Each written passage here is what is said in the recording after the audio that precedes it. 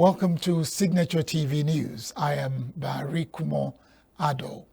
In the headlines, Enugu citizens express varied opinions on the one-year anniversary of Peter Mbah's administration.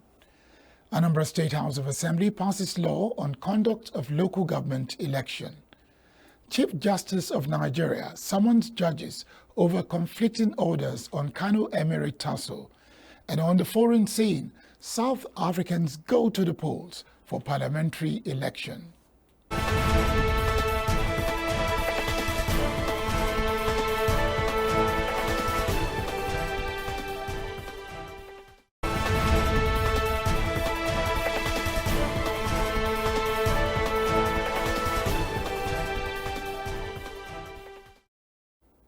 Details of the news. As the Enugu state government celebrates its 1 year in office under Governor Peter Mbah, key functionaries and other stakeholders have been speaking on the scorecard of the government. Those who spoke to Signature TV News have varied opinions on the performance of the Mbah's administration in the last 365 days. Correspondent Chinemere Mikegbunam's report is read in our studio. In an exclusive interview with Signature TV, the Commissioner for Information, Aka Ezeaka, detailed the administration's accomplishments over the past year, including the recovery of dormant government properties to boost economic growth.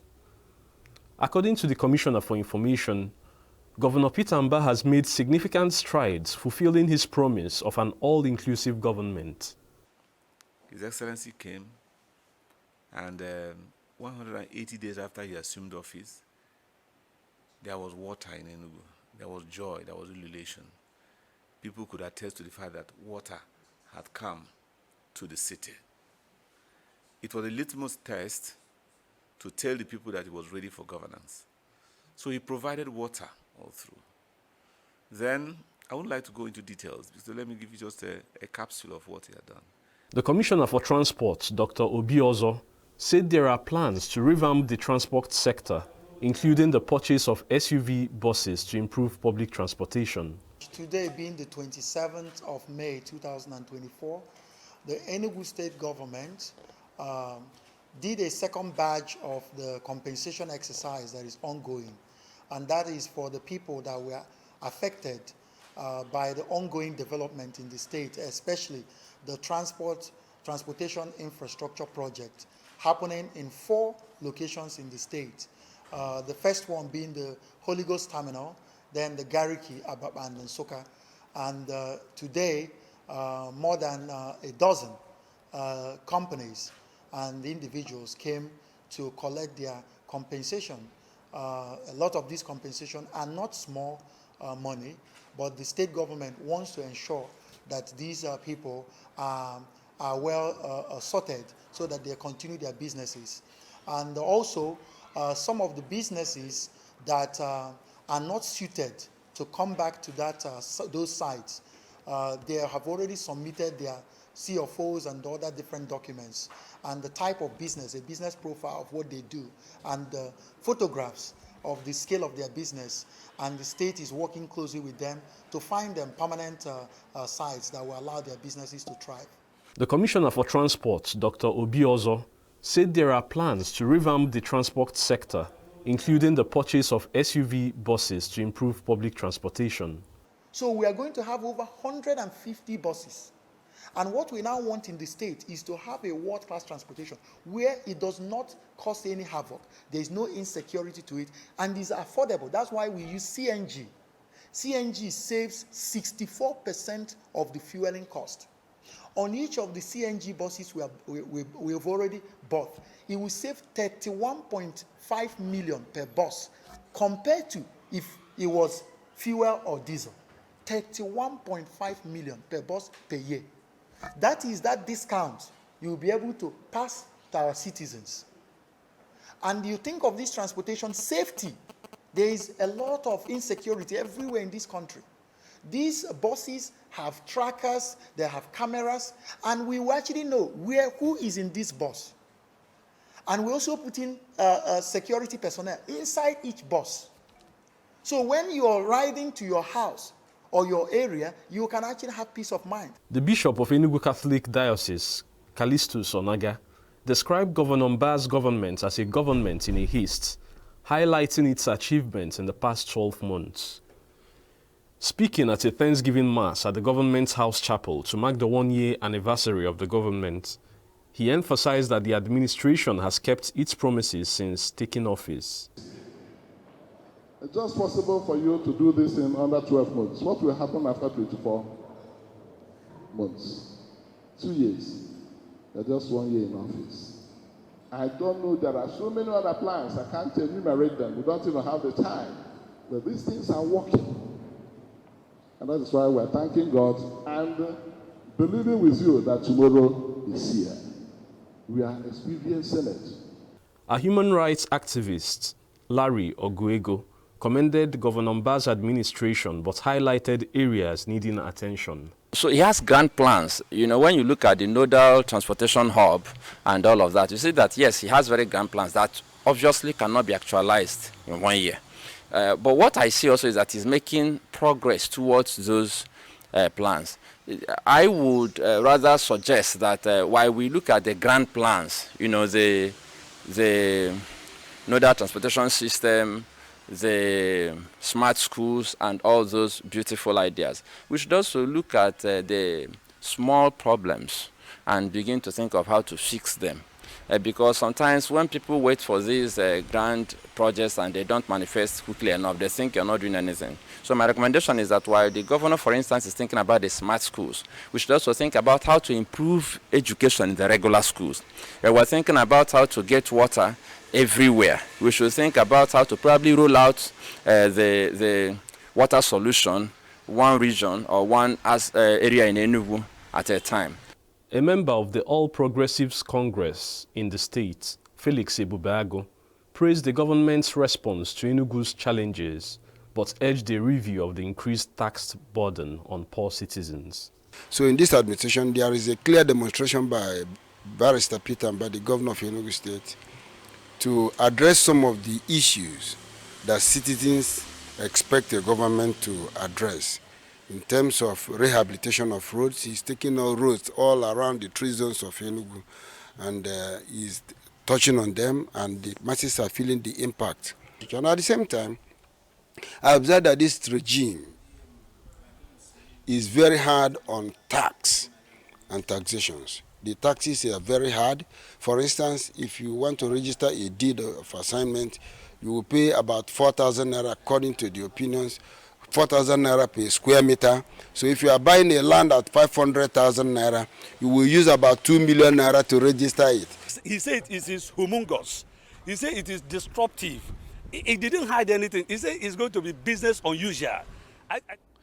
Nigeria is today marking 25 years of democratic rule in the country, following the return to civilian rule in 1999, making it the longest stretch of unbroken democracy. Today is being observed as a public holiday, while several states have mapped out activities to mark the day. In a broadcast to the citizens of the state, the Enugu State Governor, Peter Mbah, spoke of various giant strides made by his administration in the last 1 year. Mbah spoke of reforms carried out by the administration in the judiciary, which he said have yielded many benefits, especially in the areas of end-to-end digitalization and automation of court processes. Sufficient progress has also been made towards attaining verbatim reporting for the courts. This would eliminate the strain of longhand recording on judges, shave off the time lost doing so manually, and ultimately improve productivity.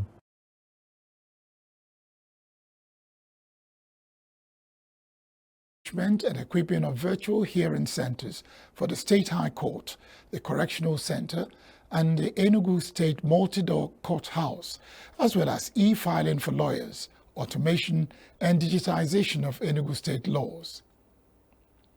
President Bola Tinubu has signed the National Anthem Bill despite the opposition from Nigerians. The Senate President, Godswill Akpabio, announced this on Wednesday during a joint session of the National Assembly. He also announced that the President will not address the House, but only flag off the new anthem. Speaker Tajuddin Abbas said the President cancelled the address because June 12 is the official Democracy Day. Meanwhile, Nigerians have been reacting to the decision of the federal government to revert to the old national anthem. Those who spoke with Signature TV News correspondent David Okoro expressed varied opinions on the issue. Whether singing the past or the present, it does not make the difference. What makes the difference is you and I. What is our orientation? What do we have in us that we can actually make Nigeria a better place? So it's not about singing. People come and give praises to some leaders, and these leaders are not doing well. So is it about singing? Is it about the song? The song doesn't make a difference. What makes the difference is your orientation. The question is, I am not happy. I expected much more than this. Based on the efforts of those who founded Nigeria, they bargained much more than this. Reverting it, I don't think is a wise thing to do. Economic situation should be sorted out and not to have anything to do with the reverting or reversion of the to the old national anthem. The Enugu state government has clarified that it did not declare Thursday, 30th May 2024 as a public holiday or sit-at-home day, as been speculated in public spaces.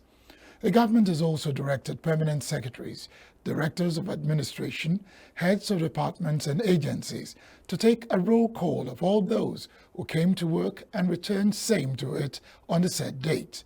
The statement followed threats by the indigenous people of Biafra, IPOB, insisting on commemorating the Biafra Day in the southeast on May 30th in honor of those who died during the Civil War between 6 July 1967 and 15 January 1970.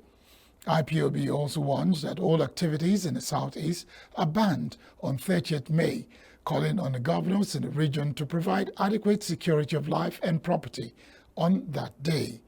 However, a statement issued by the Enugu State Head of Service, Ken Ugu, warned that workers who fail to be on their duty post on the day would attract summary dismissal from service, in line with the enabling provisions of the public service rules. The government stated that the purported public holiday, sit at home, would have far-reaching consequences on the academic pursuits of children who are taking part in the ongoing senior secondary school certificate examinations. The Anambra State House of Assembly on Wednesday passed a bill for a law to establish Anambra State Independent Electoral Commission and for connected purposes. The executive bill had earlier scaled through second reading after the lawmakers made several contributions on the gains of the bill and its importance towards the conduct of local government election in the state. During the plenary, which was presided over by the Speaker, Mr. Asomto Chukwudeze, the House resolved to a committee of the whole, where the lawmakers took their turns to go through the bill clause by clause to fine-tune it. The Speaker, Mr. Odeze, while reporting progress, commended the members for taking their time to do the needful and for contributing towards building a better Anambra State. According to him, the bill, when it's sent to by the governor, will set the ground for the executive arm to take steps towards the conduct of local government election in Anambra State. In an interview, the Deputy Speaker, who represents Awka South Constituency 2, Mr. Chukwuma Okoye, said the bill, no doubt, would assist the working governor to conduct local government election, which will in turn bring more development to all the 21 local government areas of the state. The electoral bill, which was passed, will come into effect on the 5th of June 2024 after the governor's assent. Conduct of local government elections within its first 2 years in office was one of the campaign promises which the electorate should hold him to account.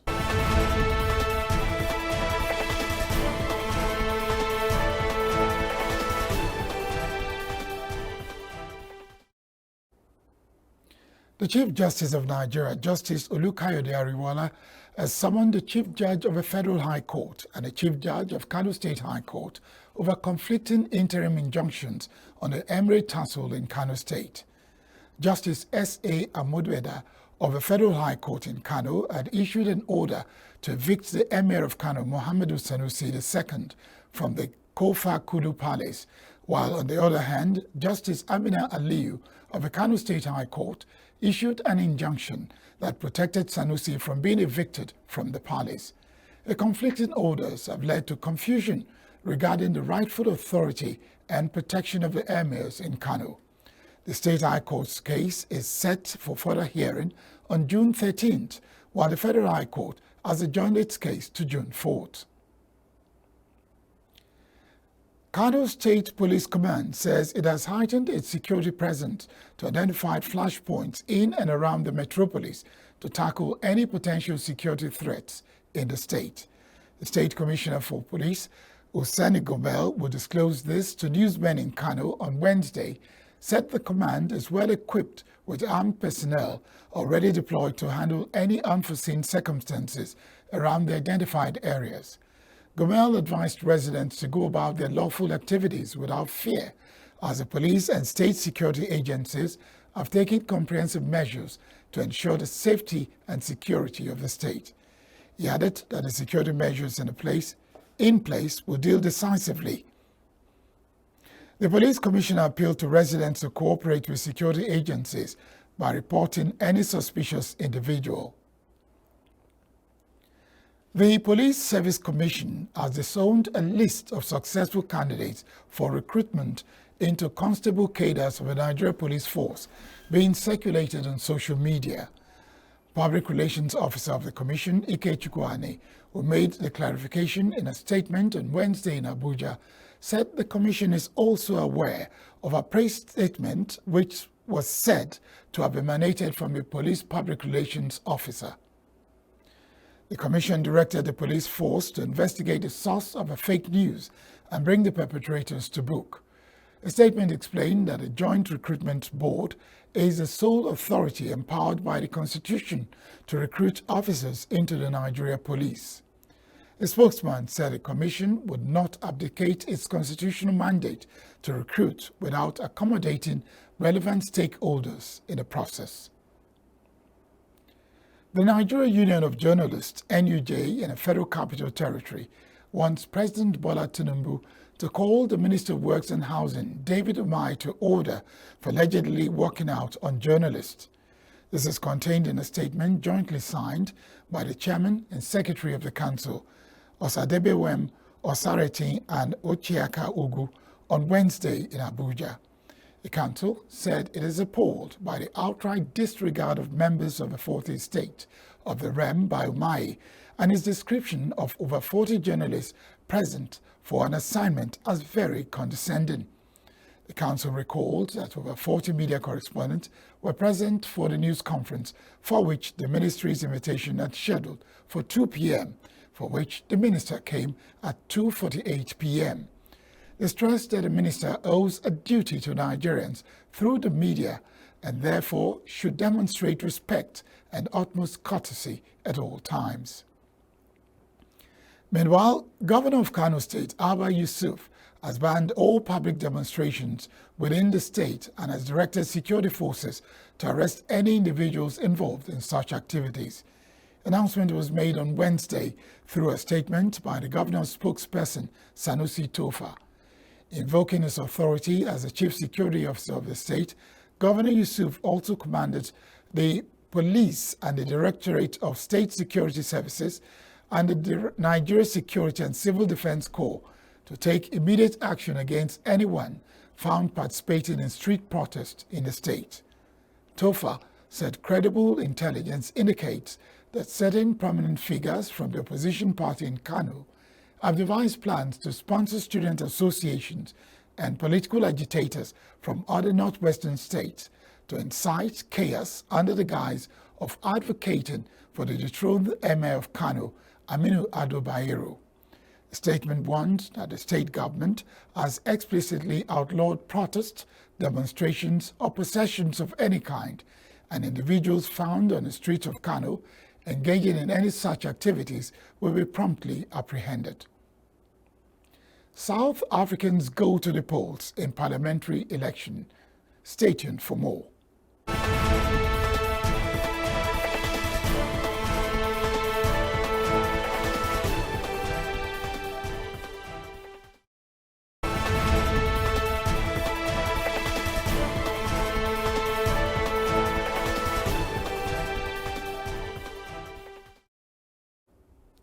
South Africans have been voting today in landmark elections that are coinciding with the country's uninterrupted 30-year democracy. Voters were seen queuing in Johannesburg, Alexandra Township, Wednesday, as South Africans voted in their most competitive election since the end of apartheid. The ANC swept to power in South Africa's first multiracial election in 1994 and has won a majority in national elections held every 5 years since then, though its share of the vote has gradually declined.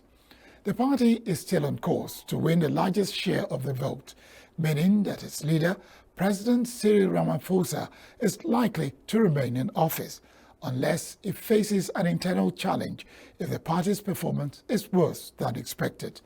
Correspondent Vin Martin Obiorailu monitored the election.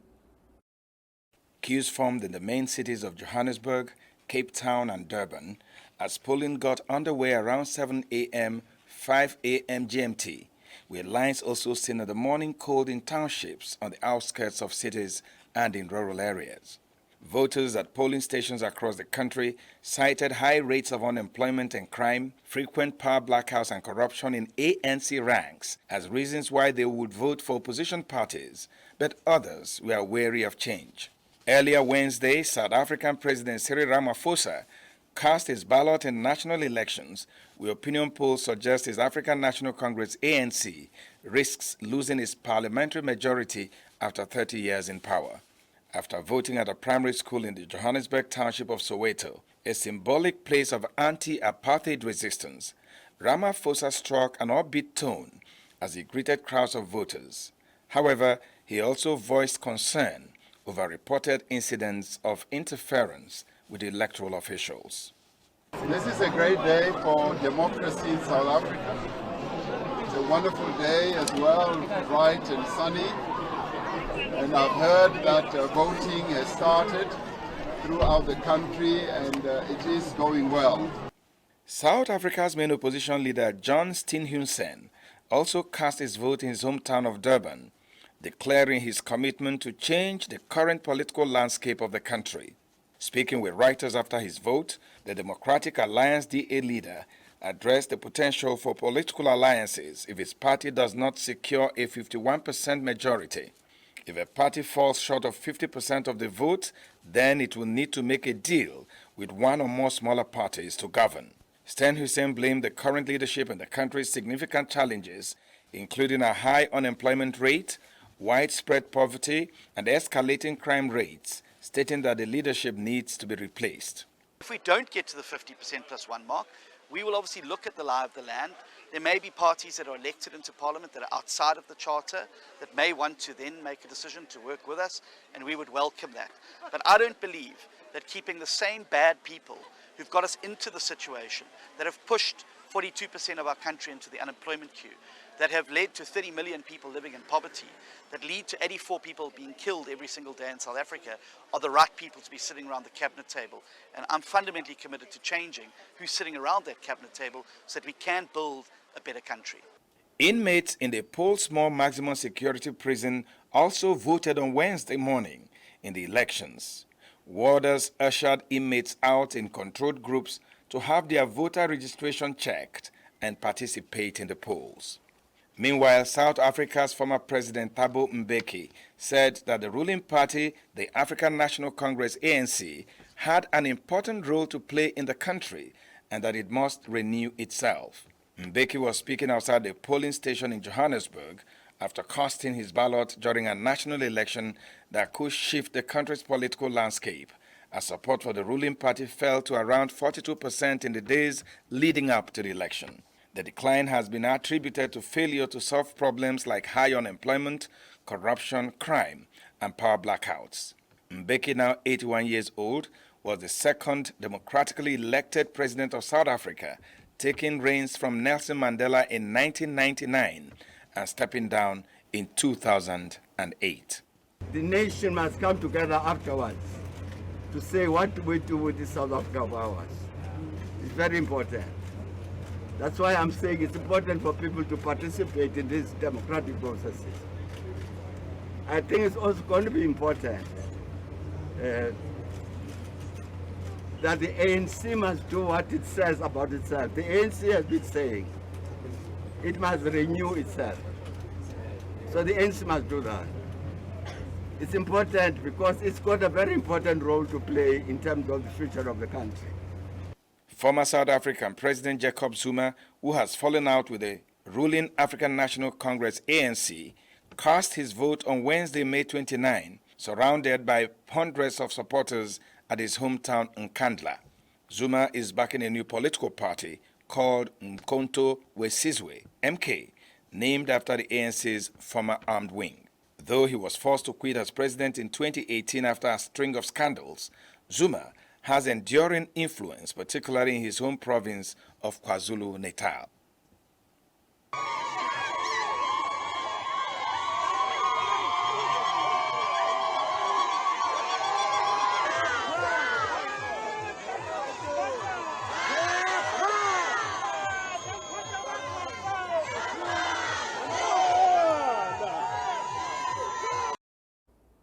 Sweden will send military aid worth 13.3 billion Swedish crowns to Ukraine, its biggest package so far, to aid the war against the Russian invasion in the Nordic country's government said on Wednesday. The package would, among other things, help strengthen the Ukrainian air defense and include Saab's airborne surveillance and control. 9 H-90 aircraft, Defense Minister Paul Johnson told a press conference. The Swedish government said last week it had agreed on additional military support to Ukraine totaling 75 billion Swedish crowns over 3 years. On Tuesday, May 28, Sweden announced it is pausing plans to send Gripen fighter jets to Ukraine in order to allow for the introduction of F-16 fighter jets. Johnson said Sweden had been urged by countries that plan to donate US-made F-16 planes to Ukraine to wait for the Gripen system to allow for focus on introducing the F-16 system. Ukraine last year started discussions with Sweden about the possibility of receiving Gripen jets, and the Nordic country later said it would assess the potential for sending the aircraft made by Swedish defense contractor Saab. Barcelona have appointed former German national team and Bayern Munich manager Hansi Flick as head coach on a 2-year contract, the La Liga club said on Wednesday, May 29th. Flick was not managed any club since being sacked by Germany in September 2023, will be tasked with reviving Barcelona's fortunes after the Carleton side failed to win any trophies this season under Xavi Hernandez, who was dismissed on Friday. In a statement, the club said it had chosen a man well known for his team's high-pressing, intense and daring style of play, which has brought him great success at club level and international level, winning pretty much all there is to win in the world of football. Barcelona highlighted the 59-year-old success during the 2019-2020 season at the helm of Bayern, with whom he won 6 trophies: the Bundesliga, the German Cup, the Champions League, the German Super Cup, the UEFA Super Cup, and the Club World Cup. Xavi was sacked last week after a trophyless season in which Barca finished 10 points behind champions Real Madrid. They lost the Spanish Super Cup final to their arch-rivals and were knocked out of the Champions League by Paris Saint-Germain in the last 8. The German, filling Xavi's shoes, face a tough challenge ahead with fixing Barca's old-field struggles amid turmoil off the pitch, including deepening financial problems and a refereeing scandal that could drag on for years. Flick made his name assisting German manager Joachim Löw during their 2014 World Cup winning campaign. In 2019, he joined Bayern as head coach, securing 7 trophies in his 2 seasons in charge. He guided Bayern to a treble in 2020 when they beat Barca 3-2 on course to winning the Champions League before leaving the Bundesliga giants in 2021 to manage the German national team. Flick was criticized for the 4 times world champions' poor run in 2022 World Cup, where they were eliminated in the group stage, and was eventually sacked in September 2023 after a heavy home defeat by Japan in a friendly match. That's our package. Thanks for watching. I am Barry Kumo Ado.